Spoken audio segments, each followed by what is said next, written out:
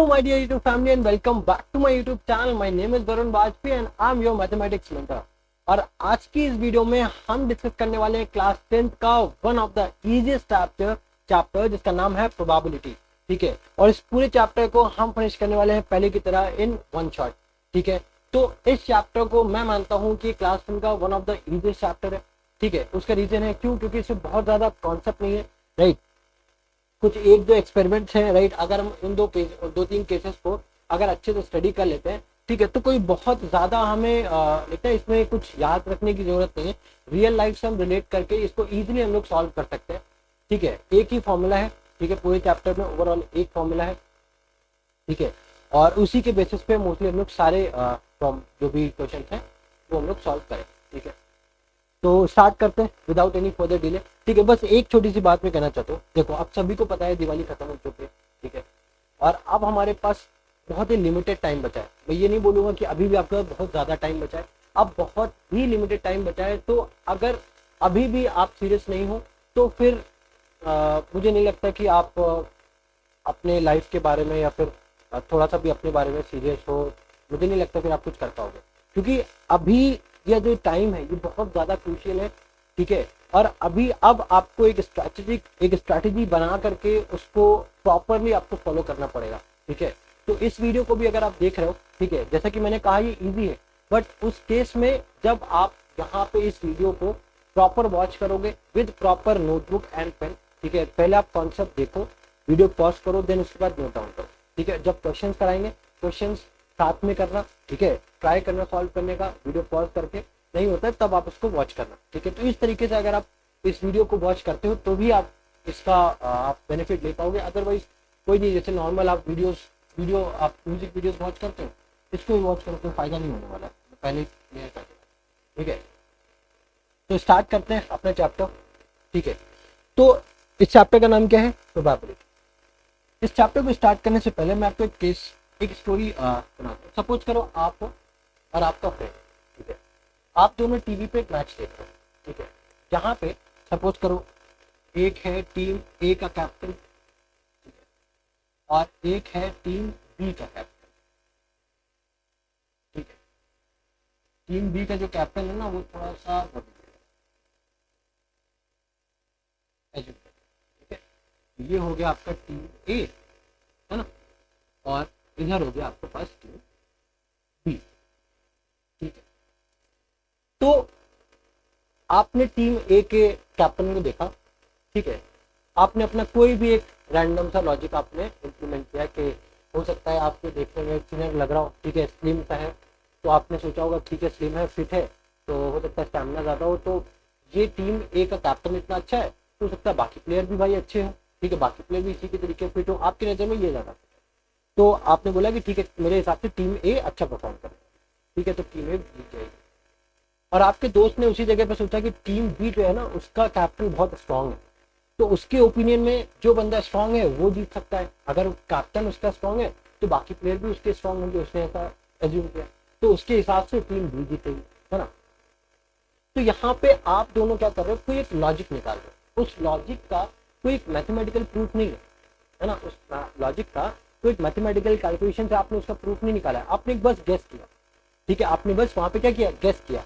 Guess करने के बाद आपने वहां पे जैसे आपने गेस किया ना, तब आप वहां पे ये सोच रहे हो आपके अकॉर्डिंग टू गेस आप वहां पे डिसाइड कर पा रहे हो कि टीम ए जीतेगी या फिर टीम बी जीतेगी। ठीक है, तो जहां पे जो गेस वर्ड आता है, गेसिंग जो आप करते हो ना किसी भी केस में, जब आप कोई भी चीज गेस करते हो कि प्रोबेबली इट में रेन टुडे, हो सकता है आज बारिश हो, ही और she may win the election, right, हो सकता है कि ये व्यक्ति इलेक्शन जीते। ठीक है, probably may team India win the match, ठीक है, हो सकता है कि टीम इंडिया मैच जीत जाए। ठीक है, तो ये आपके गेसेस हैं, आप वहां पे कोई मैथमेटिकल आपको कोई प्रूफ नहीं है ना, आप वहां पे बस एक गेस कर रहे हो, एक चांस है। ठीक है, चांस आप क्रिएट कर रहे हो, चांस ऑफ अकरेंस। ठीक है, जहाँ पे हो सकता है कि वो जीते, हो सकता है ना भी जीते, हो सकता है बारिश हो सकता है बारिश ना भी हो, है ना।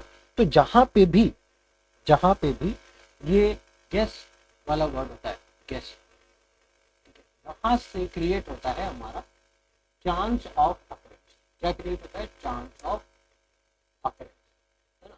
और इसी को हम लोग इसी चांस ऑफ अकरेंस की जो है ना, ये बेसिकली जो हम लोग पढ़ रहे हैं ना, ये किसी पढ़ रहे मैथमेटिक्स, यही ब्रांच ऑफ मैथमेटिक्स को नाम हम लोग देते हैं प्रोबेबिलिटी। आया समझ में? तो इस पूरे चैप्टर में हमको क्या पढ़ना है, हमको पढ़ना है चांस ऑफ अकरेंस। ठीक है, क्या पढ़ना है? Chance of occurrence. ठीक है, तो जब भी किसी केस में, जब भी किसी भी केस में हम लोग गेस करते हैं, ठीक है, तो वहां पे वो केस को हम लोग मैथ्स में क्या बोलते हैं? यहाँ पे बोलते हैं रैंडम एक्सपेरिमेंट। क्या बोलते हैं? Random experiment. अब जैसे आपने ये बोला कि probably it may rain today, आपने वहां पे गेस किया, ठीक है, तो वहां पे आप क्या कर रहे हो? एक्सपेरिमेंट परफॉर्म कर रहे हो। ठीक है, जिसको हम लोग क्या नेम दे रहे हैं यहाँ पे? रैंडम एक्सपेरिमेंट नेम दे रहे हैं। ठीक है, तो आप जब भी कभी भी आप प्रोबेबिलिटी में कोई भी आप केस का आप कुछ भी आप गेस करते हो किसी भी पर्टिकुलर केस के लिए, तो उसमें हम लोग क्या बोलते हैं? आप वहां पे क्या परफॉर्म कर रहे हो? रैंडम एक्सपेरिमेंट परफॉर्म कर रहे हो। ठीक है, इतनी बात समझ में आ गई? देखो, अभी मैं एक रिक्वेस्ट करूंगा, अगर तुझे नहीं समझ आ रही, लग रहा है यार कुछ भी बोले जा रहे हैं सर, प्लीज आप 30 मिनट्स दे दो, 30 मिनट दे दो, बहुत ज्यादा नहीं, 30 मिनट्स में अगर आपको इस पूरे चैप्टर की थ्योरी ना क्लियर कर दी तो आप उस वीडियो को डिसलाइक कर, जो मर्जी आप वो कर देना। ठीक है, बस 30 मिनट्स आपको।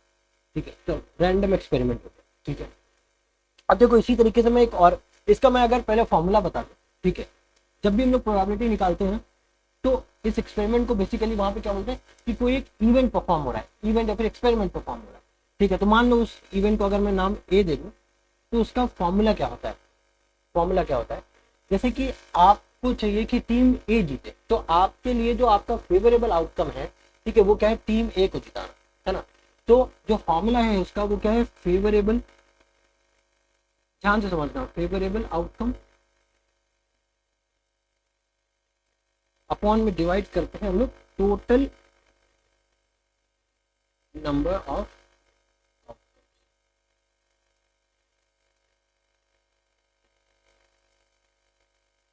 ठीक है, अब देखो ये तो हो गया हमारे पास फॉर्मूला। किसका फॉर्मूला हो गया हमारे पास? प्रोबेबिलिटी का फॉर्मूला आ गया। ठीक है, अब इसमें ध्यान से समझना। ठीक है, अब हमने यहाँ पे क्या किया? फेवरेबल जो हमें चाहिए था डिवाइड किया हमने टोटल से। ये बेसिकली कुछ नहीं, बहुत ईजी है। ठीक है, आप सबने लाइक क्लास सेकेंड या थर्ड से आपने टेस्ट देना स्टार्ट कर दिया होगा। ठीक है, तो सपोज करो आपके मार्क्स 10 में से 5 आए। ठीक है, 10 में से 5 आए, तो ये जो 5 मार्क्स आए हैं ये खाली आपके ही तो आए हैं 5 मार्क्स। ठीक है, बाकी कोई बच्चा होगा जिसका 2 नंबर आया होगा, किसी का 3 नंबर आया होगा, किसी के 10 में से 10 नंबर आ गए होंगे, किसी के 10 में से 9 नंबर आ गए होंगे। करेक्ट है? तो बेसिकली ये जो फॉर्मूला है ये कुछ नहीं है, बस इसी को तो बता रहा है कि टोटल आपका जो टेस्ट था उसमें टोटल कितने मार्क्स थे? 10, उसमें से आपको कितने मिले? 5। तो ये जो 5 है ये क्या है? ये आपके तो मार्क्स है। करेक्ट है, ये आपके मार्क्स है, तो आपके लिए ये 5 फेवरेट वो हो गया, फेवरेबल आउटकम हो गया। बाकी अगर किसी के 6 आ रहे हैं, किसी के 7 रहे हैं, आपको उससे क्या मतलब? आपको तो कोई लेना देना नहीं, आपको लेना देना है अपने इस 5 नंबर से, क्योंकि ये जो 5 नंबर है ये रिप्रेजेंट कर रहे हैं आपके टेस्ट के मार्क्स को। आपका टेस्ट स्कोर ये रिप्रेजेंट कर रहा है कि आपके 5 नंबर आए 10 में से, तो आपके लिए ये आपका फेवरेबल आउटकम हो गया। और 10 क्या हो गया? टोटल नंबर ऑफ आउटकम हो गया। बस यहीं से तो हमारा फॉर्मूला डिराइव होता है, favourable outcome upon total number of outcome, है ना? सिंपल सा है। अब अगर मैं फेवरेबल आउटकम को जैसे कोई एक नाम दे दूं, सपोज करो m दे दिया, और टोटल नंबर ऑफ आउटकम को मैंने नाम दे दिया n। ठीक है, अब बार बार तो फेवरेबल और टोटल तो लिखूंगा नहीं, तो मैंने उसको नाम दे दिया m और उसको नाम दे दिया मैंने n। ठीक है, अब इतना है समझ में? अब यहाँ पे जो टोटल नंबर ऑफ आउटकम है ना, मतलब टोटल, ठीक है, टोटल बहुत सारे केसेस होते हैं। यहाँ पे से 10 नंबर है, 10 में से आपको कितना आया? 5। तो यहीं पे मैथ्स में, ध्यान से समझना, मैथ्स में ये जो टोटल नंबर ऑफ आउटकम है इसी को हम लोग एक नाम और भी देते हैं, इसको हम लोग बोलते हैं सैंपल स्पेस। क्या बोलते हैं यहाँ पे? सैंपल। ठीक है, सैंपल स्पेस। ठीक है, तो अगर कभी भी मैं वर्ड यूज करूंगा सैंपल स्पेस, तो आप समझ लेना मैं किसकी बात करूं? टोटल नंबर ऑफ आउटकम्स की बात कर रहा हूं। ठीक है, अब समझो। अब एक बात मुझे ये बताओ कि आपके जो मार्क्स आ रहे हैं, ठीक है, मैं फिर से वही केस ले, जो आपके मार्क्स आ रहे हैं, ठीक है, या फिर कह सकते हो जो आपका फेवरेबल आउटकम, मार्क्स क्या? आपका फेवरेबल आउटकम, जो आपका ये फेवरेबल आउटकम है, मुझे एक बात बताओ, ये फेवरेबल आउटकम यानी कि क्या ले लेते हैं केस किस क्या है? आपके मार्क्स के। क्या आपके कभी मार्क्स 0 आ सकते हैं? बिल्कुल आ सकते हैं, 0 आ भी सकते हैं। ठीक है, समझना, ध्यान से समझना, 0 या फिर राइट, समझना, 0 या फिर 0 से, देखो 0 या फिर उससे ज्यादा, कभी या तो मार्क्स आपके 0 आ सकते हैं या फिर उससे 0 से कम तो नहीं आएंगे ना, कभी या तो 0 आएगा, इक्वल टू 0 या फिर ग्रेटर देन 0, है ना। और टोटल, ध्यान से समझना, टोटल आपका मैक्सिमम कितने मार्क्स आ सकते हैं, मैक्सिमम कितने मार्क्स, मैक्सिमम आपका यही तो आ सकता है जितना टोटल नंबर ऑफ आउटकम होगा, टोटल मार्क्स, है ना, जिसको हमने क्या नाम दिया है, टोटल नंबर ऑफ आउटकम, या फिर मैंने इसको सैंपल स्पेस भी बोला। ध्यान से आ रही है ना बात समझ में। अभी मैंने पीछे क्या बोला कि मैक्स टू मैक्स आपके कितने नंबर आ सकते हैं, 10 से ज्यादा तो आएंगे नहीं, और कम से कम कितने मार्क्स आ सकते हैं, 0, उससे कम भी नहीं आने वाले। और इसी टोटल जो मैक्स टू मैक्स है उसी को तो मैं क्या बोला, टोटल नंबर ऑफ आउटकम, और इसी को मैंने क्या नाम दिया, सैंपल स्पेस। तो मैंने यहाँ पे हालांकि टोटल नंबर ऑफ आउटकम लिख दिया, ठीक है। ये चीज बहुत ध्यान से समझना कि ये जो आपका फेवरेबल आउटकम है उसके मार्क्स आपकी या तो 0 या फिर 0 से ज्यादा, या फिर टोटल नंबर ऑफ आउटकम के बराबर या फिर उससे कम, है ना, ठीक है। अब यहाँ पे फिर से देखो 0। अब फेवरेबल आउटकम को अगर मैं इन शॉर्ट लिखूं तो क्या मैंने उसको m नाम दिया था कि नहीं, और टोटल नंबर ऑफ आउटकम को मैंने n नाम दिया था, करेक्ट है। अब तीनों जगह पे अगर मैं n से डिवाइड कर दूं, है ना, ध्यान से सुनो, तीनों जगह पे डिवाइड बाय n, ठीक है। अब अगर n से डिवाइड करो तो 0/n, राइट, यहाँ पे क्या हो जाएगा m/n, और यहाँ पे क्या हो जाएगा n/,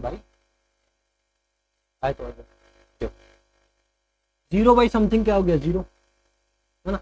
m/n ये क्या कोई फॉर्मूला बना था क्या, p ऑफ a का, करेक्ट है। m/n क्या बना तुम्हारा, फॉर्मूला बना था p/a का, p ऑफ a का, तो क्या मैं यहाँ पे p ऑफ a लिख सकता हूँ, है ना, कोई दिक्कत नहीं।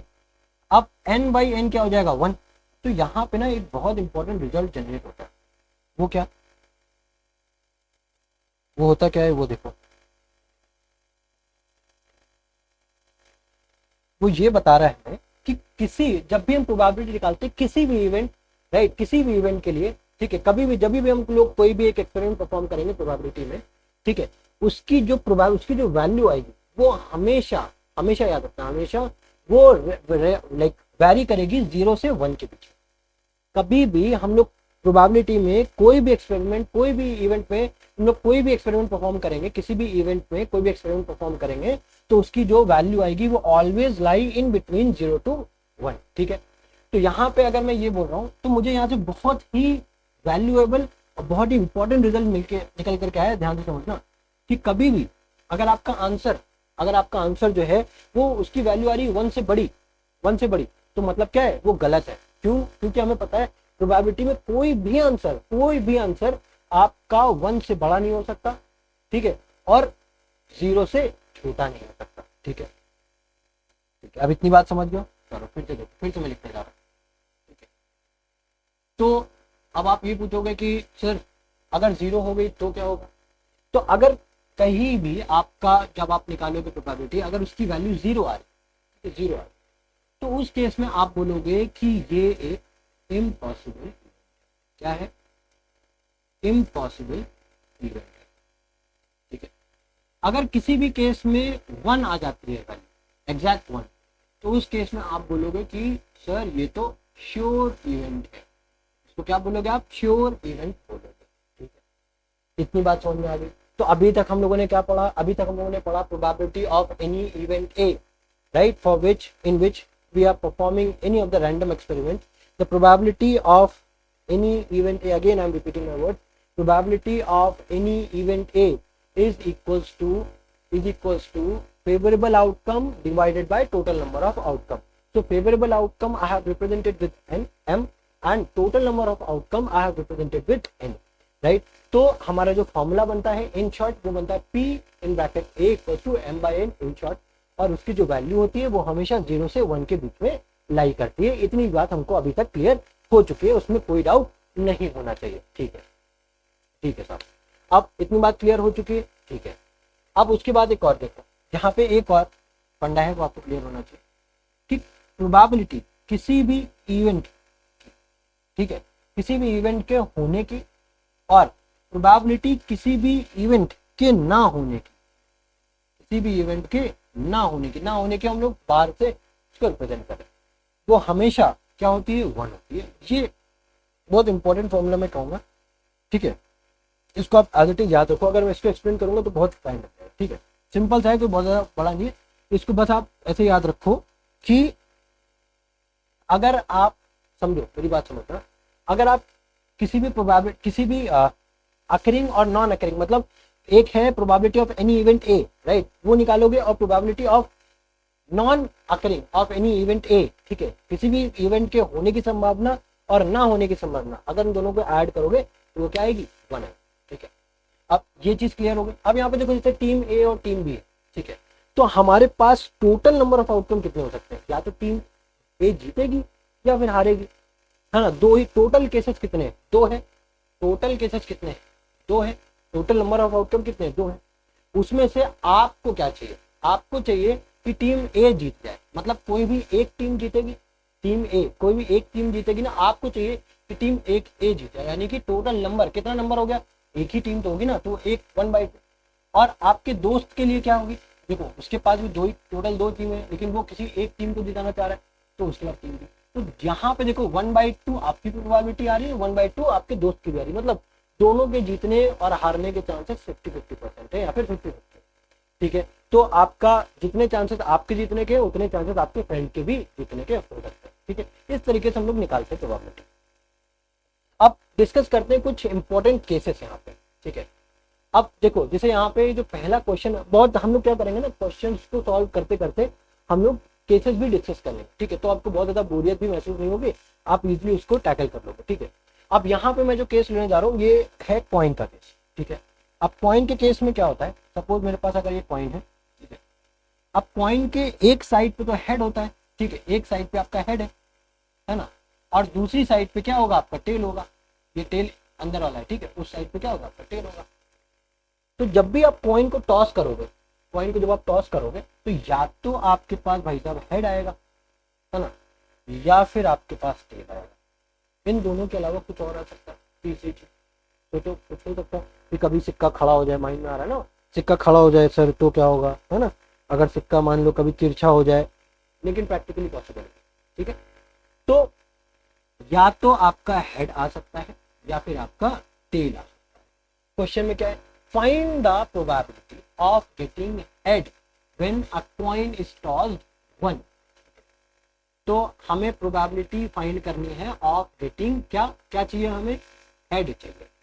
तो हमने इवेंट का नाम क्या रख दिया, एच रख दिया। अब फॉर्मूला क्या होता है, फॉर्मूला तो होता है हमारे पास टोटल नंबर। अब मैं पहला क्वेश्चन को मैंने लिख करके बता, ठीक है, टोटल। और आपको प्लीज एग्जाम में खामखा का शहनशाहियत नहीं दिखानी है, पूरा फॉर्मूला लिखना है, पूरा सोल्यूशन लिखना है। अगर नहीं लिखोगे, ठीक है, तो हमें, अगर हम आपकी कॉपी चेक कर रहे हैं, आपने डायरेक्टली आंसर लिख दिया सर ये आ गया वैल्यू, ठीक है 0.5, ये लो, हमें तो कर दिया, हमें कैसे पता चलेगा कि तुमने सही आता है कि नहीं, क्या पता तुम आंसर रख के आए हो, ठीक है। तो हम तो नंबर नहीं देगा, मेरी जगह का कोई और भी होगा, कोई भी नंबर नहीं देगा। सब्जेक्टिव का मतलब भी होता है each and every step must be clearly written, ठीक है। अगर नहीं लिखोगे तो भूल जाओगे, नंबर मिलेगा। डिवाइड बाय उल्टा लिख दो,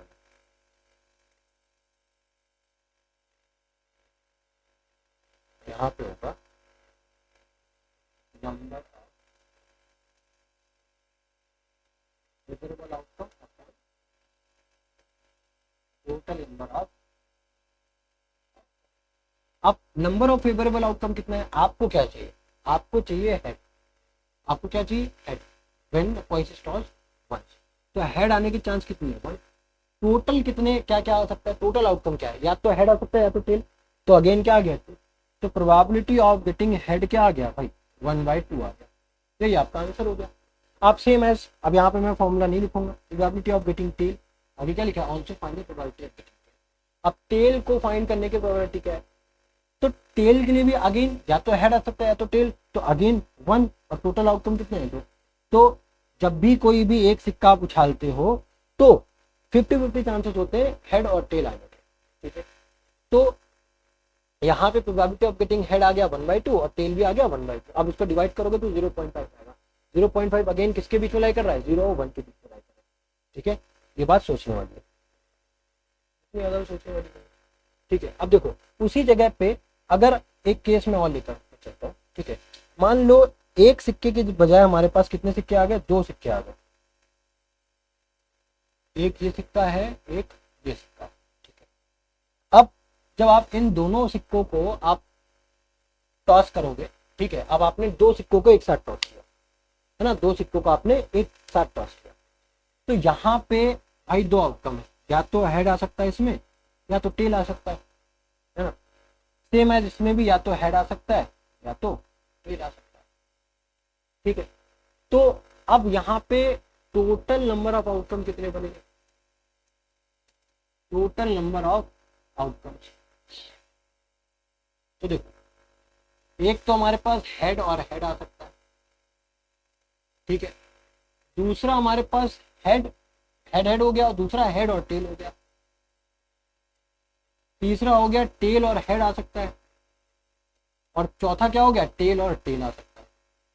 तो टोटल कितने आउटकम बन गए, टोटल नंबर ऑफ आउटकम जो आ गए कितने आ गए, 4 आ गए, है ना। अब आपसे ये पूछा जाए, क्वेश्चन है, ठीक है, आपसे ये पूछा जाए कि find the probability of getting head on both points, on both points. तो अब देखो भाई हमारे पास प्रोबेबिलिटी ऑफ गेटिंग हेड है ना ऑन बोथ पॉइंट्स, अब यहाँ पे लिख सकते हैं ऑन बोथ पॉइंट्स, ठीक है।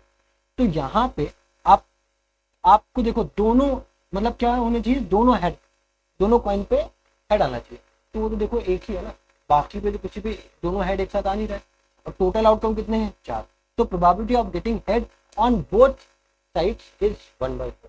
Now probability of getting head at least 1, right, no, मतलब find the probability of getting head at least once, ठीक है, किसी भी एक सिक्के में एक बार तो हेड आए, ठीक है।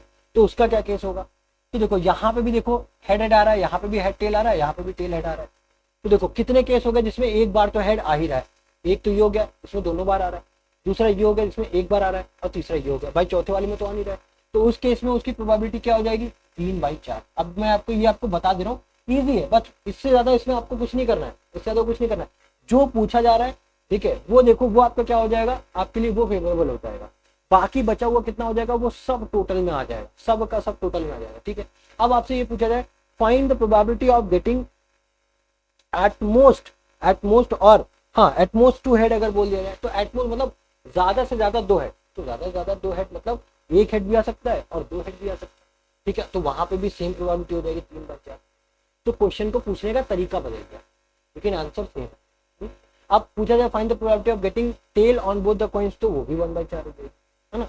Find the probability of getting tail और एटलीस्ट 1 टेल, है ना, तो वहां पे टेल निकालने की प्रोबेबिलिटी को 1 2 3 हमारी तो इस तरीके से बस हमें क्वेश्चंस को सॉल्व करना, बहुत ज्यादा सोचने वाली बात नहीं, जो पूछा जाए उस पर ध्यान दो, ठीक है। बचा हुआ जो भी होगा वो आपका टोटल नंबर ऑफ आउटकम में हो जाएगा, ठीक है।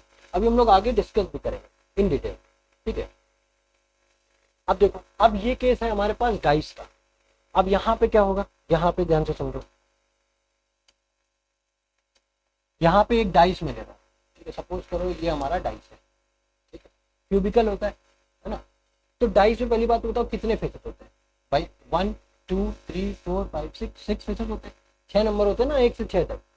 तो बोला क्या गया है, देखो अब पहले इसका कॉन्सेप्ट समझो, जब भी हम लोग डाइस को ध्यान से समझना, जब भी हम लोग एक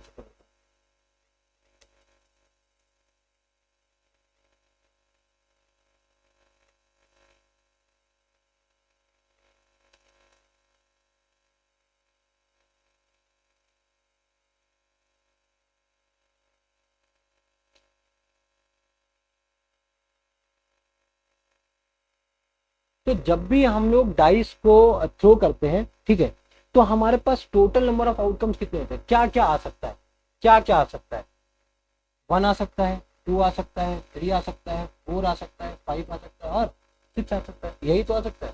7 तो आ नहीं जाएगा, 0 तो आ नहीं जाएगा, 10 तो आ नहीं जाएगा, क्योंकि है ही 6 तक नंबर, ठीक है। अब उसने बोला क्या है, what is the probability of getting a number greater than 4, क्या प्रोबेबिलिटी है जो नंबर ग्रेटर देन 4 मतलब 5 और 6 आने की। तो हमें क्या चाहिए, 5 और 6 चाहिए, तो हमारे लिए फेवरेबल कितने हो गए, 2 भाई, या तो 5 हो सकता है या तो 2, तो हमें वहां पे नंबर है गिनने, उसके नंबर क्या हो सकते हैं, 2 5 और 6, टोटल उसका क्या हो जाएगा, टोटल कितने, टोटल नंबर ऑफ आउटकम कितने वो है 6। तो अब ये इसको सिंपलेस्ट फॉर्म में कन्वर्ट हो रहा है, तो कन्वर्ट कर दो, वो क्या हो जाएगा 1/3।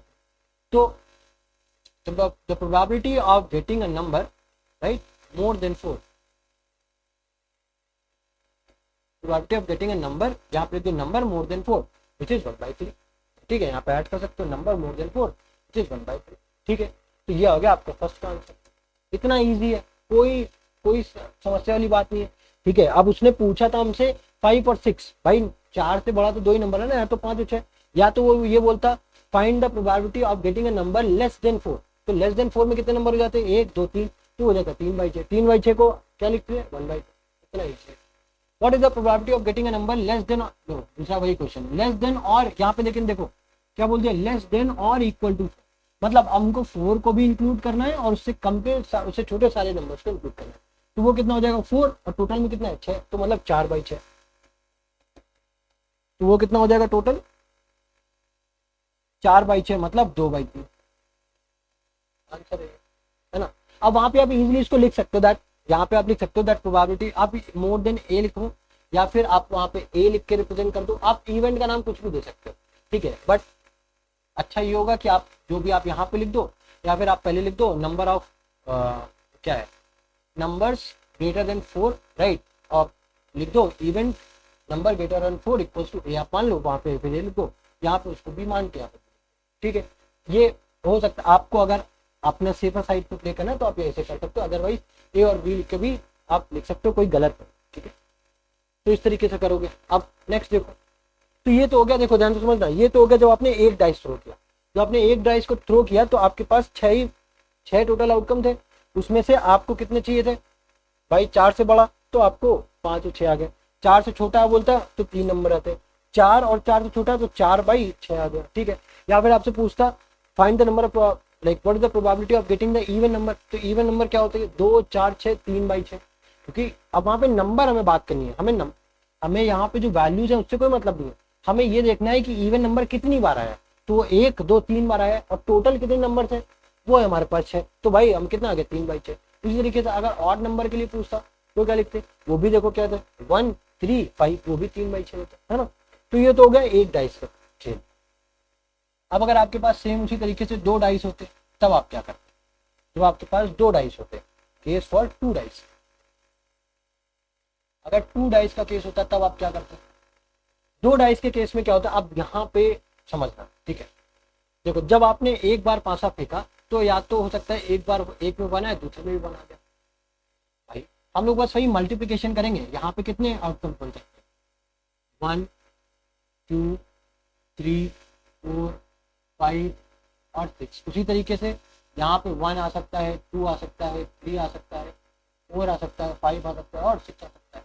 अब 1 को जरा सबसे मल्टीप्लाई करो, तो 1,1, ठीक है, एक तो ये केस बन सकता है, फिर एक 1 से 2, एक पासे में 1 आ सकता है, दूसरे वाले पासे में 2 आ सकता है, मतलब एक डाइस में 1, दूसरे वाले डाइस में 2, फिर तीसरा केस क्या होगा 1,3, उसी तरीके से 1,4, फिर 1,5, फिर 1,6 ये आ सकता है, ठीक है।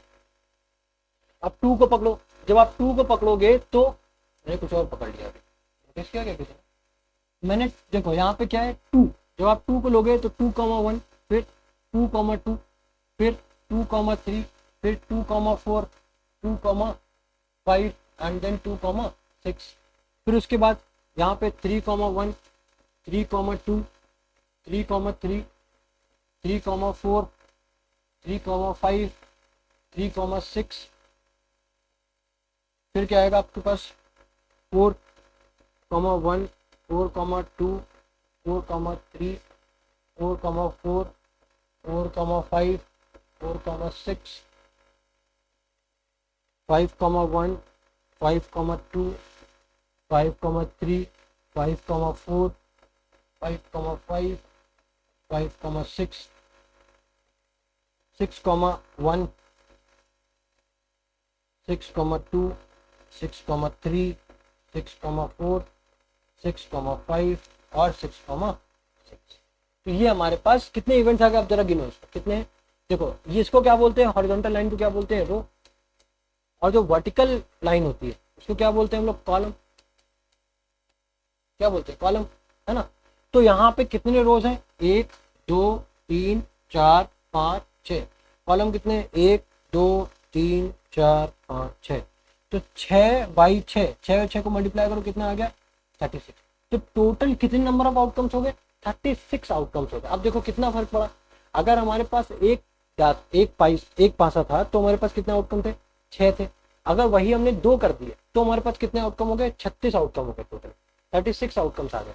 अब यहाँ पे क्वेश्चंस बड़े बन सकते हैं, है ना। अब यहाँ पे पूछ लिया जाए find the probability of getting same number on both dice. अब ऐसे मतलब ऐसे आउटकम बताओ जहां पे दोनों बार सेम नंबर रिपीट हुए हो। देखो डायगनली अगर आप जाओगे तो 1,1, 2,2, 3,3, 4,4, 5,6 और 5,5 और 6,6। तो ऐसे कितनी बार हुआ है जब आपने दोनों पासों को आप जब फेंकोगे तो ऐसा कितनी बार होगा कि आपके पास सेम नंबर ऑफ आउटकम हो जाए। तो क्या हो जाएगा 6, है ना, 6 हो गए। और टोटल आपके पास क्या है, टोटल आपके पास कितने 36, तो 1/6 हो गया। प्रोबेबिलिटी कितनी होगी 1/6 of getting a same number on both dice. आप क्या बोलेगा, अब बोल सकता है find the probability of getting the even number on both dice. मतलब दोनों डाइस पे जब आप फेंकते हो तो दोनों में इवन नंबर है, उसकी क्या प्रोबेबिलिटी है।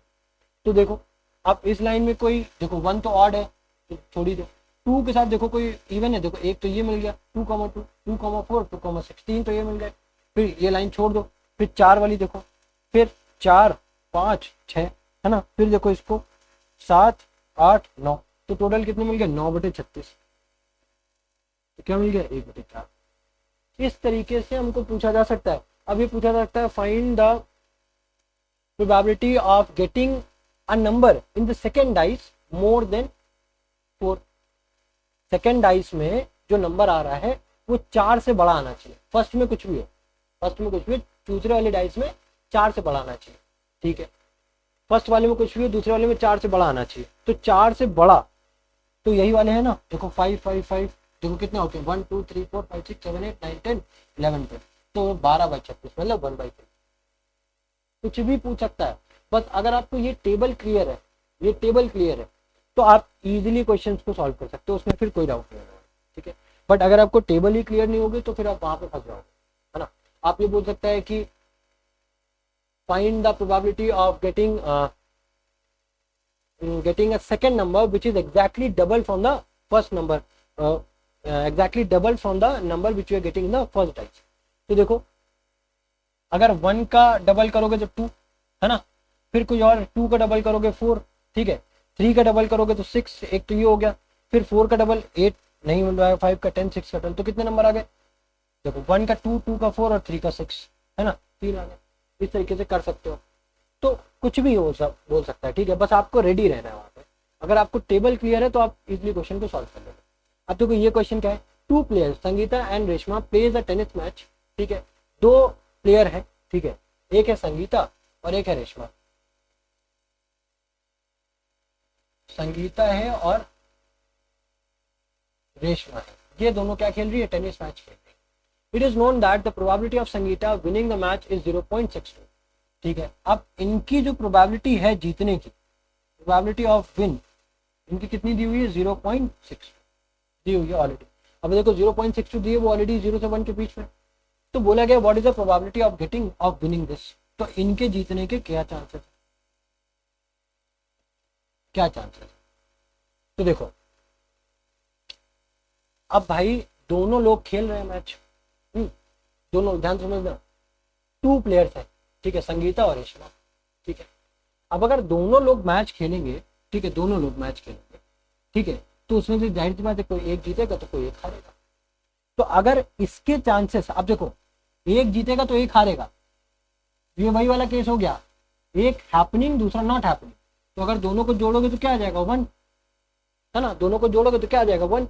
अब एक में जीत रही है, जीतने की प्रोबेबिलिटी कितनी दी 0.62, तो अब इसकी विनिंग के चांसेस तभी होंगे ना जब ये लूज करेगा।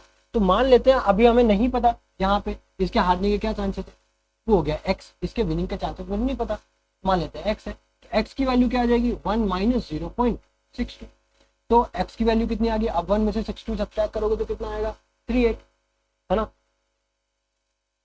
तो 0.38, तो 0.38 आपका क्या आ गया, 0.38 आपका क्या आ गया, ये आपका आ गया probability of winning the match for Reshma. तो यहाँ पे हम लोगों ने क्या यूज किया, हम लोगों ने ये आइडेंटिटी यूज कि जो देखो हम लोगों ने डिस्कस की थी ना पहले वाले स्लाइड में, ये वाली आइडेंटिटी हम लोगों ने की, ठीक है। तो इस तरीके से क्वेश्चंस को फ्रेम किया जा सकता है, आपको कंफ्यूज किया जा सकता है, ठीक है। आप देखो ये क्या क्वेश्चन है, अ box contain 3 balls, sorry not 3 balls, 3 blue, यहाँ पे बॉल्स हैं, 3 ब्लू है, 2 वाइट है, 4 रेड है, ठीक है। ठीक है, एक बक्सा है, बना लेते हैं। एक बक्से में कितनी बॉलें हैं, 3 ब्लू बॉल, ठीक है, 3 ब्लू बॉल, 1 2 3, ठीक है, और 2 वाइट है, 2 जो है क्या है वाइट, 4 रेड है,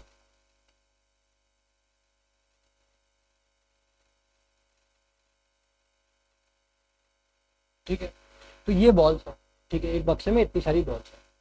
अब बोला क्या है, if a marble drawn at random, आपने बक्से में हाथ डाला और कुछ भी एक कोई भी एक बॉल रैंडमली आपने पिक की, ठीक है, तो probability of getting a white ball, pen change कर देना, पीला पीला अच्छा है, probability of getting white ball. अब व्हाइट बॉल है कितनी, पहली बात तो ये बताओ, 2 है व्हाइट बॉल, ठीक है। तो आपके लिए अब इस केस में आपको क्या चाहिए, आपको व्हाइट बॉल चाहिए, तो आपके लिए कितने फेवरेबल आउटकम हो गए, 2, ठीक है, 2 कितनी बॉल हमें नहीं पता, लेकिन हमें व्हाइट चाहिए ना, तो मेरे लिए तो 2 फेवरेबल आउटकम हो गए। टोटल कितने हैं, टोटल कितने हैं, 1 2 3 4 5 6 7 8 9, है ना, टोटल कितने आउटकम है, 9, देखो 3 2 5 4 9, टोटल कितने आउटकम है, तो probability of getting white ball is 2/9। Now blue को ब्लू से रिप्रेजेंट किया जाए, probability of getting blue ball, अब ब्लू बॉल कितनी है, 1 2 3, तो हमें कितनी चाहिए, और टोटल कितनी थी अगेन, है ना। अब पूछा क्या है, लास्ट में क्या पूछा है, probability of getting red balls, red balls, probability of getting red balls, तो रेड बॉल्स की प्रोबेबिलिटी कितनी है, 1 2 3 4 है, और टोटल कितनी है, इतना इजी है क्वेश्चन, इतने इजी क्वेश्चन आते हैं, ठीक है। अब देखो, अब यहाँ पे कार्ड का क्वेश्चन आया, कार्ड का क्वेश्चन समझने के, इसको करने के पहले पहले तो आप एक कॉन्सेप्ट को समझो कार्ड्स का, कि देखो जब भी हम लोग कार्ड्स की बात करते हैं, ठीक है, तो टोटल जो कार्ड्स होते हैं,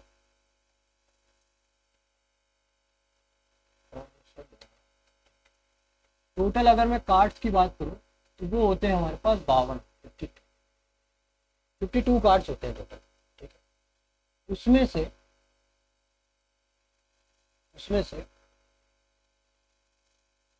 इस वाले का बैकग्राउंड बदल देगा,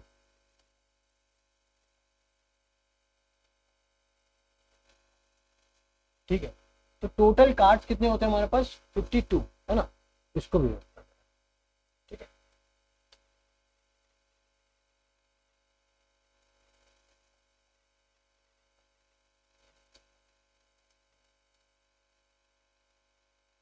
टोटल कार्ड्स कितने होते हैं, 52 कार्ड्स होते हैं, ठीक है, दिख रहा है, दिख रहे थे?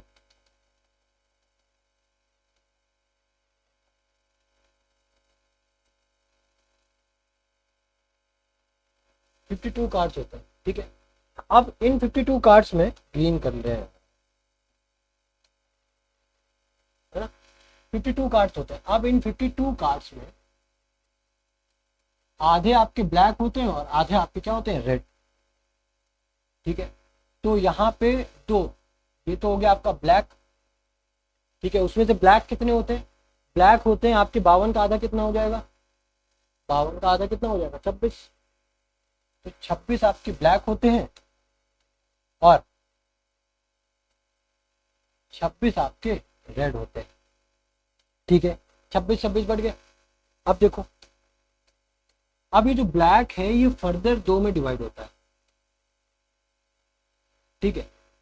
एक तो आपने देखा होगा इस तरीके जिसको हम लोग चिड़ी बोलते हैं, है ना, एक को बोलते हैं पान,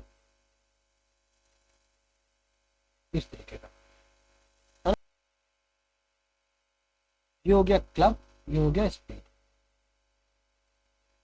ठीक है। अब देखो, चिड़ी को क्या बोलते हैं क्लब, पान को क्या बोलते हैं स्पेड, उसी तरीके से रेड में जो आता है हमारे पास, रेड में भी दो तरीके के आ गए, ठीक है। एक तो होता है आपका डायमंड, है ना, जो कि इस तरीके का होता है।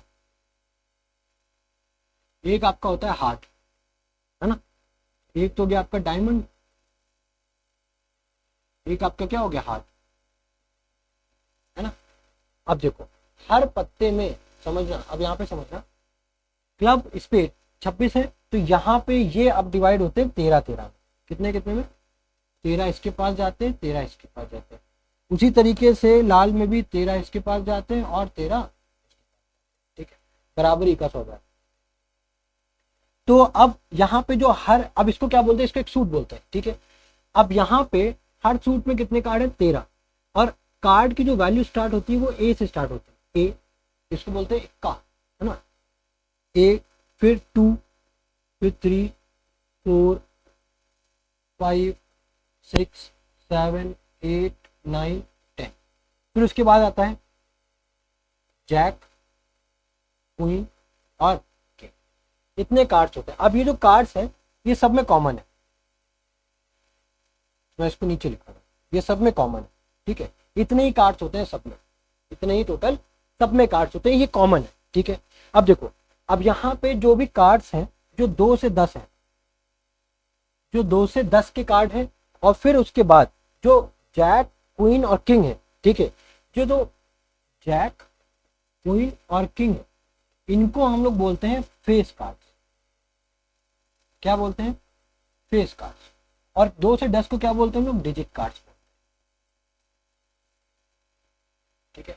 इसको हम लोग क्या बोलते हैं, एक डेक बोलते हैं, ठीक है, कि एक डेक में 52 कार्ड्स होते हैं और हर सूट में 13 कार्ड होते हैं, ठीक है। इतना है समझ में कि टोटल 52 पत्ते होते हैं, ठीक है। उसमें से 26 काले होते हैं, 26 लाल होते हैं। अब 26 भी 13 में डिवाइड हो गए, उसमें से 13 पान, 13 चुड़ी, ठीक है। फिर 13 हमारे पास क्या डायमंड और 13 हमारे पास हार्ट, है ना, ये हो गए।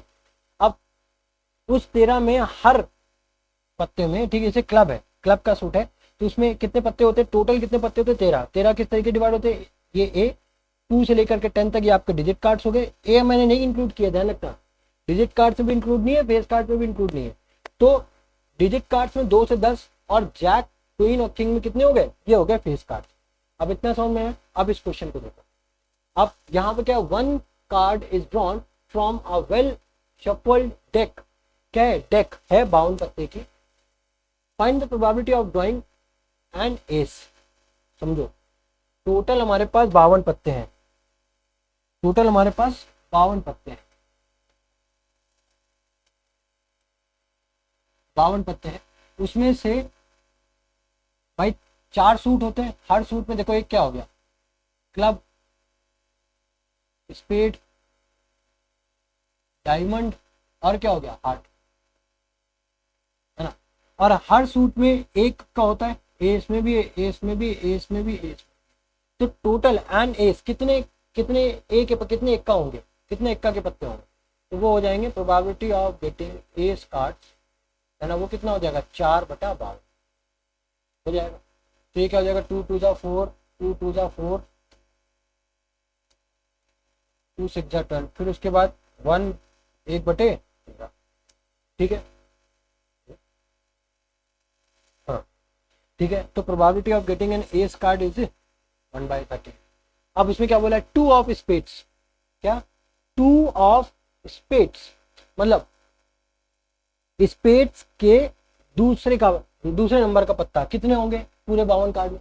पहले तो उसने यही स्पेसिफाई कर दिया, शूट को उसने स्पेसिफाई कर दिया स्पेड।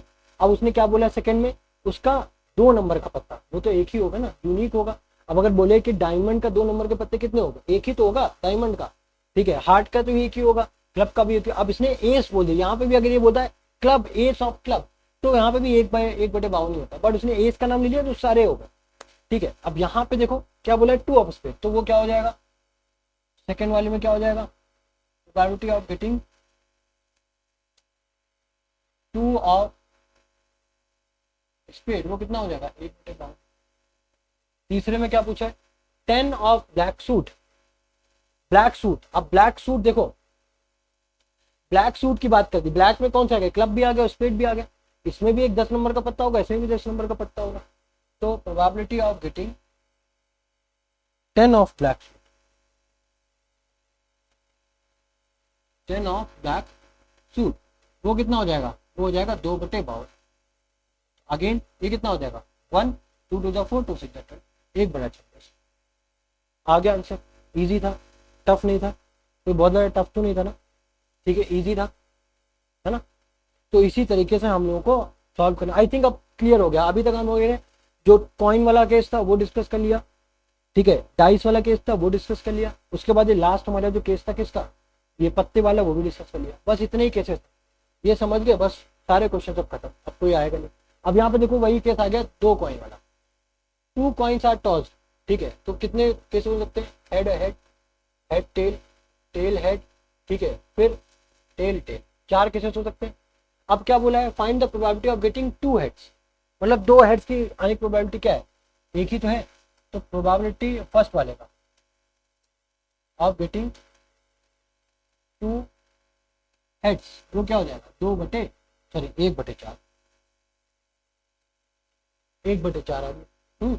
अब एटलीस्ट 1 हेड, मतलब एक हेड तो होना ही चाहिए, 2 भी हो जाएगा चलेगा, एटलीस्ट 1 हेड। अब एक हेड है तो चलेगा, 2 भी होंगे तो भी चलेगा, तो कितने होंगे 3/4।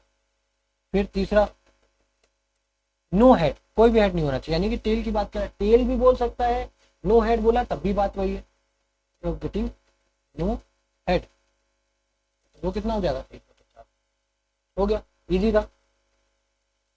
नेक्स्ट पेपर, अब यहाँ पे क्या बोला है, 17 कार्ड्स नंबर 1 2 3 से 1 से लेकर के 17 तक, ठीक है, 17 कार्ड्स नंबर 1 2 3 से लेकर 17। अब ये कार्ड्स पत्ते वाले कार्ड नहीं, कोई भी कार्ड हो सकते हैं, ठीक है, उसमें नंबर पड़ा होगा हर कार्ड का 1 से लेकर के 17 तक, 1 नंबर का पत्ता अलग होगा, 2 नंबर का पत्ता अलग होगा, उसी नंबर से 11 नंबर का अलग होगा, 17 तक है, ठीक है। Are put in a box and mix thoroughly, 1 person draws a card from a box, find the probability that the number on the card is odd, ठीक है। अब देखो सबसे पहले तो गिनती रखो, 1 2 3 4 5 6 7 8 9 10 11 12 13 14 15 16 and 17, ठीक है, ये नंबर होगा। अब बोला है कि हमें ऐसे पत्ते बताओ जिनका नंबर क्या ऑड हो। देखो कितने ऑड है, 1 2 3 4 5 6 7 8 9, कितने नंबर कितने ऑड हो गए, probability of getting odd number cards 9/17 हो गया। दूसरा देखो प्राइम नंबर, अब प्राइम नंबर कौन से होते हैं, जिनके एग्जैक्टली 2 फैक्टर होते हैं, एक तो नंबर 1, दूसरा वो नंबर 4, तो 1 है प्राइम नंबर, ठीक है, 1 प्राइम नंबर है।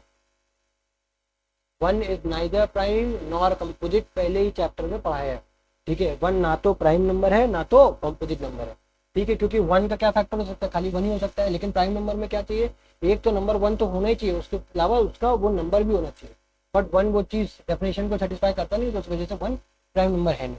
तो 3 हो गया, 3 है, 5 है, 7 है, 9 है, नहीं है, तो कितने हो गए देखो 1 3 5 7, 3 ही हो गए, ठीक है, 4 5 फिर 6, ठीक है। तो probability of getting prime number cards कितना हो गया, 6/17, 6 थे ना। तीसरा क्या है, डिविजिबल बाय 3, ऐसे कार्ड बचाओ जो कि 3 से डिविजिबल हो, तो 1 2 3 4 5, तो कितने हो गए, probability of getting the cards which is divisible by 3, 5/17। चौथा क्या है, डिविजिबल बाय 3 and 2 बोथ, चौथा probability of getting the card which is divisible by 3 and 2 both। आप देखो 3 और 2 दोनों से डिविजिबल होने चाहिए, तो 3 और कोई भी नंबर 3 और 2 से तभी डिविजिबल होगा जब वो 6 का मल्टीपल होगा।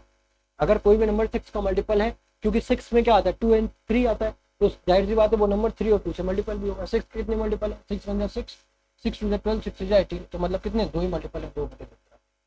इतना इजी क्वेश्चन, इतना इजी क्वेश्चन। फिर देखो अब क्या है, a bag contains 18 balls out of which x balls are red. एक बैग में 18 बॉल है, ठीक है, एक बैग में टोटल कितनी बॉल्स हैं? 18 बॉल्स है, ठीक है, 18 बॉल्स है, 18 बॉल्स टोटल, जिसमें से x बॉल क्या है, x नंबर ऑफ बॉल जो है, x नंबर ऑफ बॉल जो है वो क्या है हमारे पास? रेड है। x नंबर ऑफ बॉल जो है वो क्या है? रेड है। इफ वन बॉल, ध्यान समझना, if one ball is drawn, if one ball is drawn at random from the bag, find the probability that it is red ball, ठीक है। अब इसमें x नंबर हमें पता नहीं है 18 में से कितनी रेड बॉल है, उसने बता दी कुछ x नंबर की बॉल होंगी रेड, ठीक है। तो अब जब इसमें 18 टोटल बॉल है, उसमें से आप कोई भी एक रैंडम बॉल निकालोगे तो क्या उसकी प्रोबेबिलिटी होगी? उसने बोला ना x number of ball are red, ठीक है भाई, हमारी प्रोबेबिलिटी हो जाएगी probability of getting red ball, तो क्या हो जाएगी? x और टोटल कितनी? 18, तो x बाई 18। दूसरा, if 2 more red balls are put, मतलब आपने बढ़ा दिया, अब कितनी हो गई बॉल? x प्लस 2, है ना भाई, पहले x थी, अब आपने 2 और बढ़ा दी, ठीक है। अब यहाँ पे भी तो 2 और बढ़ जाएंगे ना, अब ये कितना हो जाएगी? अब इसमें प्लस 2 होगा, तो यहाँ पे कितनी हो जाएगी? टोटल 20 बॉल्स हो जाएगी, समझ रहे हो ना। अब हमें रेड बॉल्स उसने बोला ना, देखो क्या बोला उसने, 2 मोर रेड बॉल्स, तभी तुमने एक्स में, अगर उसने बोला था 2 मोर बॉल्स तो हम खाली इसमें बढ़ाते, हमें नहीं पता था ना फिर वो रेड है कि नहीं, क्योंकि हमें तो अभी एक्स का भाई यही नहीं पता कि वो बॉल रेड है वो क्या है। अगर उसने स्पेसिफिकली मेंशन किया है कि 2 रेड बॉल्स ऐड कर रहे हैं, इस वजह से मैंने एक्स में 2 ऐड किया, उधर टोटल में भी 2 ऐड किया। अब बोला है back, the probability of drawing a red ball will be, यहाँ पे 9/8 होगा, 9/8 times that of the probability of red ball coming in part 1, ठीक है। तो अब क्या होगा? अब इसकी प्रोबेबिलिटी क्या होगी? Probability of drawing again red ball, तो probability of drawing red ball again,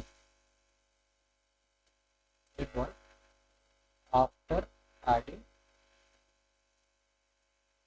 2 more balls, तो वो क्या हो जाएगी? x प्लस 2 अपॉन में कितना हो जाएगा? 20। अब ये फर्दर किसके इक्वल है? ये फर्दर इक्वल है 9/8 टाइम्स ऑफ पार्ट 1। पार्ट 1 में क्या आंसर आया था? x/8। बस अब हमें इसको सॉल्व करना है, आंसर हमारे सामने होगा, ठीक है। तो आई होप इसको आप सॉल्व कर लोगे। 2 5 × 10, 2 4 × 8, ठीक है। अब उसके बाद सॉल्व कर लेना प्लीज, ठीक है। कर दूं क्या? देखो 4 को इधर मल्टीप्लाई करोगे कितना आ जाएगा? 4x plus 8। 5 को इधर मल्टीप्लाई किया 45 टाइम्स x, इधर 18 है तो 18 अगेन इधर मल्टीप्लाई हो जाएगा, चलो अभी 18 रहेगा, है ना। अब क्या होगा? अब आप यहाँ से x को एक तरफ करो, ठीक है, तो 8 ये आ जाएगा 45x अपॉन में 18 माइनस का 4x, ठीक है। अब यहाँ पे आप x कॉमन करके कर लेना प्लीज, ठीक है। अब यहाँ पे आप x कॉमन करोगे, ठीक है, x कॉमन करोगे तो 45/18 माइनस का 1, ठीक है। फिर उसके बाद जो भी आपका आंसर आएगा उसको इधर भेज देना, 8/समथिंग वही आपका आंसर आएगा, ठीक है। तो होमवर्क है, इसके बाद का होमवर्क, ठीक है। अब नेक्स्ट क्या है? A bag contains 14 balls of which x are white, ठीक है। अब यहाँ पे अगेन आपके पास एक बैग है, उसमें टोटल 14 बॉल, कितनी बॉल्स हैं? 14 बॉल्स हैं, ठीक। Of which x are white, जिसमें x क्या है? वाइट है, ठीक है। अगेन देखो x उसमें रेड थी, इसमें क्या है? वाइट। जो बोला है वो बस करते जाओ। इफ 6 मोर, अब देखो क्या बोला है? 6 मोर व्हाइट बॉल्स, तो अगेन अब क्या हो जाएगी भाई? x प्लस 6 और इसमें भी प्लस 6 ऐड करोगे तो कितना हो जाएगा? 20, ठीक है। White balls are added together, find the probability of drawing a white ball, इस जो कि क्या दी है? 1/2, ठीक है। पहली बात तो क्या प्रोबेबिलिटी होगी? तो probability of getting white balls,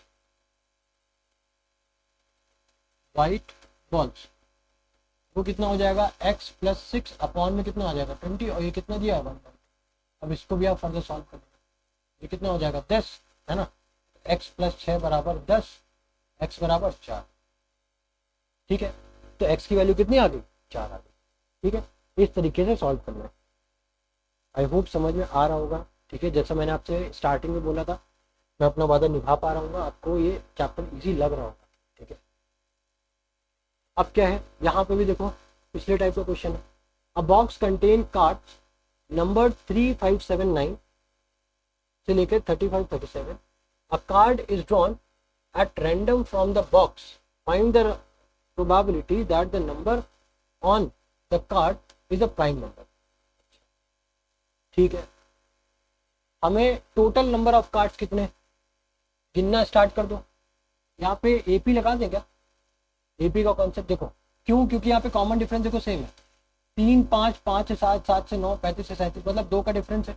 तो अगर मैं ए को 2 मान लूँ और डी को क्या मान लूँ 2, ठीक है, फॉर्मूला क्या होता है nth टर्म निकालने का, a plus n minus 1 times D, है ना। nth टर्म भी दिया हमको, an टर्म कितना दिया 37, तो 37 बराबर a कितना हो जाएगा 2 प्लस n माइनस 1 डी कितना हो जाएगा 2। ठीक है, 37 में से 2 जाएगा कितना बचेगा 35, ये कितना हो जाएगा 2n माइनस में 2, ये इधर आ जाएगा कितना आ गया अगेन 37 बराबर में 2n। एक सेकेंड, फिर 2n माइनस का 2, ठीक है, ये प्लस 2 इधर आएगा, ये हो गया 35, प्लस 2 कैंसिल हो जाएगा तो 37 ही रहेगा, है ना। तो n का जो वैल्यू है आना तुम्हारे पास, तो a का value a plus n minus 1 times D, अच्छा सॉरी, यहाँ पे गलती ये है कि a की वैल्यू 3 है,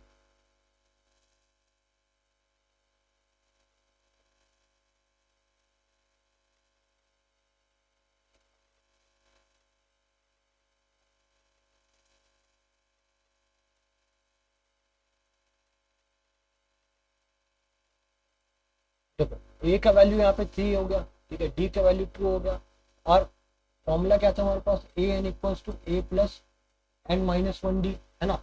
अब यहाँ पे nth टर्म की जो वैल्यू है वो 37 दी हुई है, nth टर्म की वैल्यू 37 रख दी, a की वैल्यू 3 हो गई, n माइनस 1 टाइम्स 2, ठीक है, तो 3 प्लस 3n माइनस का 2 इक्वल टू 37, ये क्या हो गया 1, है ना, 3 माइनस 2 1, 1 आपका इधर आएगा कितना हो जाएगा 36 बराबर में यहाँ पे 2n होगा,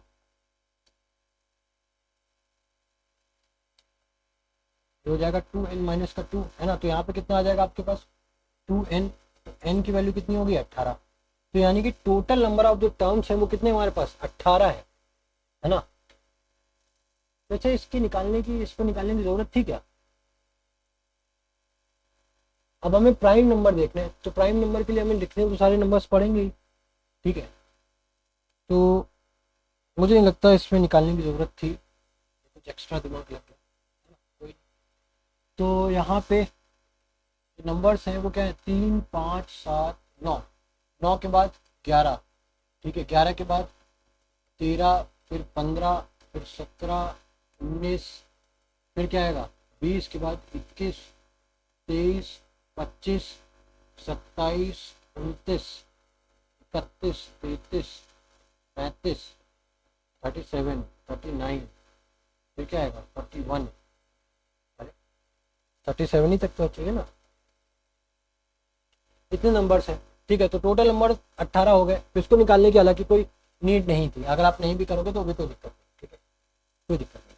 आपको चाहिए क्या था, आपको प्रोबेबिलिटी फाइंड करनी है जो आप प्राइम नंबर्स के कार्ड पर ड्रॉ, प्राइम नंबर कौन कौन से, एक तो 3 हो गया, है ना, 3 एक प्राइम नंबर है, 5 एक प्राइम नंबर है ना, और 7 भी एक प्राइम नंबर है, 11 एक प्राइम नंबर है, ठीक है, 13 एक प्राइम नंबर है, 17 एक प्राइम नंबर है, ठीक है, 19 एक प्राइम नंबर है, 23 एक प्राइम नंबर है, ठीक है, फिर उसके बाद 21 नहीं है, 25 नहीं है, 27 नहीं है, 29 एक प्राइम नंबर है, 31 भी एक प्राइम नंबर है, 33 नहीं है, 35 नहीं है, और 37 भी एक प्राइम नंबर है, ठीक है। टोटल कितने हो गए 1 2 3 4 5 6 7 8 9 10 11, टोटल कितने प्राइम नंबर्स आ गए हमारे पास 11 प्राइम नंबर्स हैं, है ना। टोटल हमारे पास कितने प्राइम नंबर्स हो गए 11 प्राइम नंबर्स हो गए, तो 11 और अपॉन में टोटल अपॉन में कितना आ जाएगा 18 आ जाएगा, तो 11/18 इज द आंसर हो जाएगा, इज द आंसर नहीं, इसका आंसर हो जाएगा, ठीक है। 11/18 is the answer for this question, ठीक है। ये वाला पार्ट हम लोगों को करने की नीड नहीं थी इसका, है ना। ये वाला पार्ट अगर आप नहीं भी करोगे, ठीक है, आप यहाँ पे सिंपली ऐसी वैल्यूज को लिखो, ठीक है, 2-2 के डिफरेंस में, है ना।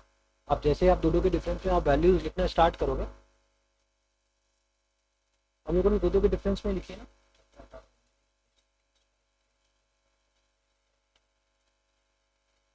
तो यही आपका आंसर आ जाएगा, ठीक है। तो probability of getting prime number cards